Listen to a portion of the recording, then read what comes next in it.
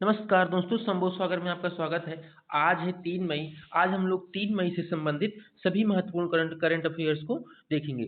Start करने से पहले आप लोगों से एक छोटी-सी रिक्वेस्ट है कि आप लोग संबोध सागर को लाइक, शेयर और सब्सक्राइब करना ना भूलें। तो आइए स्टार्ट करते हैं 3 मई के करंट अफ़ेयर्स। क्वेश्चन नंबर 1, कोयला मंत्रालय ने कोयला खदानों के निरंतर परिचालन के लिए किस इकाई की स्थापना की है? तो ऑप्शन है A PMU, option B AMU, option C JMU और ऑप्शन डी सीएमओ। तो इस क्वेश्चन का राइट आंसर हो जाएगा ऑप्शन ए यानी पीएमयू। एग्जाम में क्वेश्चन आप लोगों से इसी फॉर्म में पूछा जाएगा कि कोयला मंत्रालय ने कोयला खदानों के निरंतर परिचालन के लिए किस इकाई की स्थापना की। ऑप्शन भी इसी फॉर्म में आप लोग देखने को मिलेगा आप लोगों को कि पीएमयू, एएमयू, जीएमयू और सीएमयू। तो इस क्वेश्चन का राइट आंसर क्या हो जाएगा?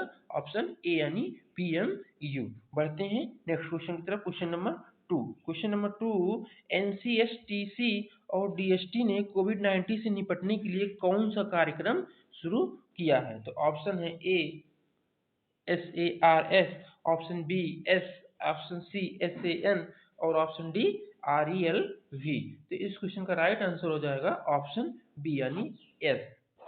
एनसीएसटीसी और डीएसटी ने कोविड-19 से निपटने के लिए यस नामक कार्यक्रम शुरू किया है। बढ़ते हैं नेक्स्ट क्वेश्चन की तरफ। क्वेश्चन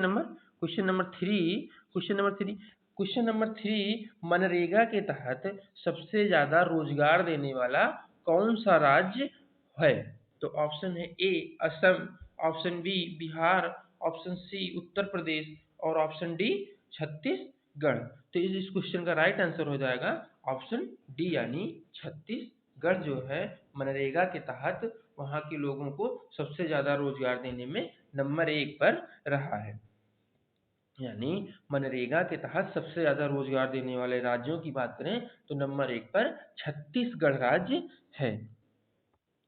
बढ़ते हैं नेक्स्ट क्वेश्चन की तरफ। क्वेश्चन नंबर 4, गूगल पे इंडिया के नए सलाहकार के रूप में किसे नियुक्त किया गया है? तो ऑप्शन है ए शिखा शर्मा, ऑप्शन बी विक्रम भट्ट और ऑप्शन सी राजेश कुलकर्णी और ऑप्शन डी की बात करें तो राजसी बेंद्रे हैं।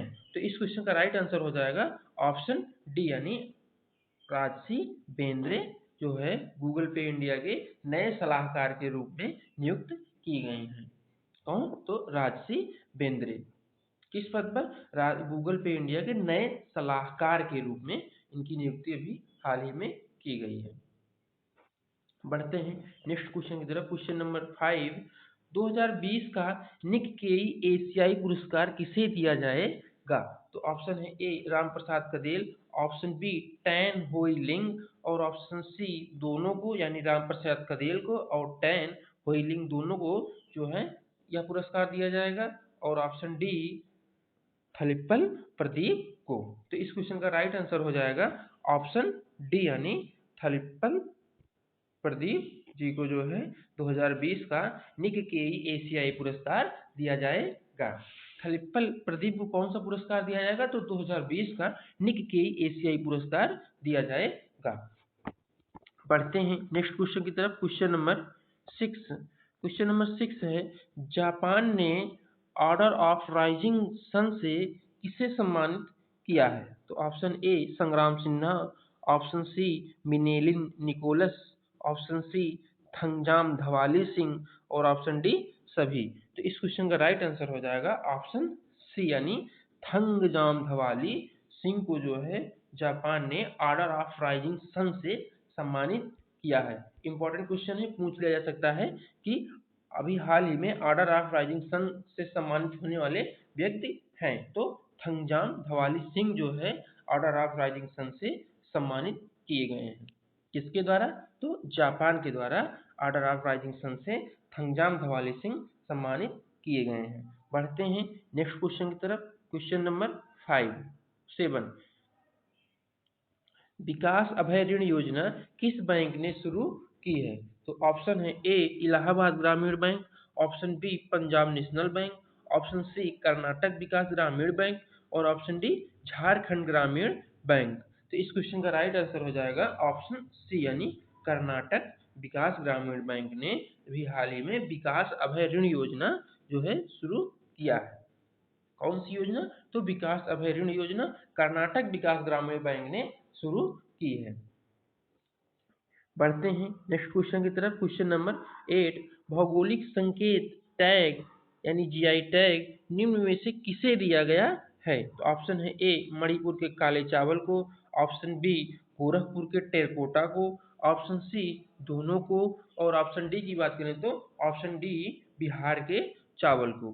तो इस क्वेश्चन का राइट आंसर हो जाएगा ऑप्शन सी यानी दोनों को। मणिपुर के काले चावल को भी और गोरखपुर के टेरकोटा को भी जो है भौगोलिक संकेत यानी जीआई टैग जो है दिया गया है। बढ़ते हैं नेक्स्ट क्वेश्चन की तरफ। क्वेश्चन नंबर 9, हाल ही में कौन सा कार्यक्रम दुनिया का सबसे ज्यादा देखा जाने वाला कार्यक्रम बन गया है? तो ऑप्शन है A Ramayan, option B Mahabharat, option C Shaktimaan और option D Game of thrones.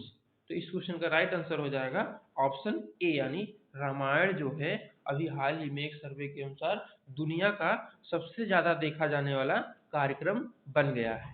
TV पर, टेलीविजन पर दुनिया का सबसे ज्यादा देखा जाने वाला कार्यक्रम रामायण अब बन गया है। इंपॉर्टेंट क्वेश्चन है, करंट अफेयर के सेक्शन से परीक्षाओं में पूछ लिया जा सकता है कि दुनिया का सबसे ज्यादा देखा जाने वाला कार्यक्रम कौन सा बन गया है? तो राइट आंसर की बात करें तो राइट आंसर ऑप्शन ए यानी रामायण जो है दुनिया का सबसे ज्यादा देखा जाने वाला कार्यक्रम बन गया है।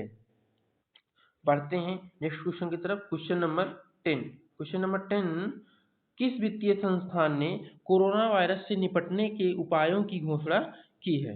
तो ऑप्शन है ए नाबार्ड, ऑप्शन बी भारतीय reserve bank, option C SIDBI और ऑप्शन डी IFCI। तो इस क्वेश्चन का राइट आंसर हो जाएगा ऑप्शन बी यानी भारतीय रिजर्व बैंक ने अभी हाल ही में कोरोना वायरस से निपटने के उपायों की घोषणा की है। बढ़ते हैं नेक्स्ट क्वेश्चन की तरफ। क्वेश्चन नंबर 11, श्रीमती निर्मला सीतारमण ने सऊदी अरब द्वारा आयोजित किस वर्चुअल मीट में भारत का प्रतिनिधित्व किया है? तो ऑप्शन है ए विश्व आर्थिक मंच, ऑप्शन बी G20 वित्त मंत्री मीट, ऑप्शन सी विश्व व्यापार सम्मेलन और ऑप्शन डी की बात करें तो इंटरनेशनल बिजनेस कॉन्क्लेव जो है। तो इस क्वेश्चन का राइट आंसर हो जाएगा ऑप्शन बी यानी G20 वित्त मंत्री मीटिंग जो है। क्वेश्चन क्या था? तो क्वेश्चन नंबर 11, श्रीमती निर्मला सीतारमण ने सऊदी अरब द्वारा आयोजित किस वर्चुअल मीट में भारत का प्रतिनिधित्व भी हाल ही में किया? तो राइट आंसर क्या हो जाएगा ऑप्शन बी यानी G20 वित्त मंत्री मीट। बढ़ते हैं नेक्स्ट क्वेश्चन की तरफ। क्वेश्चन नंबर 12, राष्ट्रीय ताप विद्युत निगम लिमिटेड का नया मानव संसाधन निदेशक कौन बन गया है? अभी हाल ही में राष्ट्रीय ताप विद्युत निगम लिमिटेड का नया मानव संसाधन निदेशक कौन है? तो ऑप्शन है A Gurdeep Singh, option B AK Gupta, option C Prakash Tiwari और ऑप्शन डी दिलीप कुमार पटेल। तो इस क्वेश्चन का राइट आंसर हो जाएगा ऑप्शन जो है डी यानी दिलीप कुमार पटेल जो है अभी हाल ही में राष्ट्रीय ताप विद्युत निगम लिमिटेड के नए मानव संसाधन निदेशक बन गए हैं।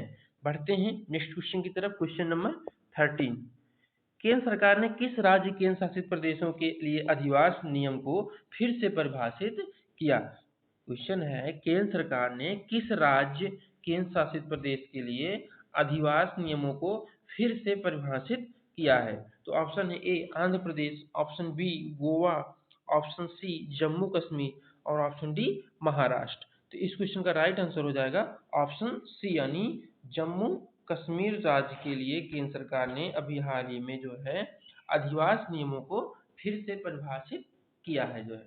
क्वेश्चन इस टाइप में पूछा जा सकता है कि अभी हाल ही में केंद्र सरकार ने किस राज्य के लिए अधिवास नियमों को फिर से परिभाषित किया? तो राइट आंसर क्या हो जाएगा ऑप्शन सी यानी जम्मू कश्मीर राज्य के लिए केंद्र सरकार ने अभी हाल ही में जो है अधिवास नियमों को फिर से परिभाषित किया है। बढ़ते हैं नेक्स्ट क्वेश्चन की तरफ। क्वेश्चन नंबर 14 है विश्व बैंक ने किस देश की कोविड-19 प्रतिक्रिया परियोजना के लिए $1 बिलियन की पेशकश की है? तो ऑप्शन है A Bharat, option B America, option C Pakistan और ऑप्शन डी इटली।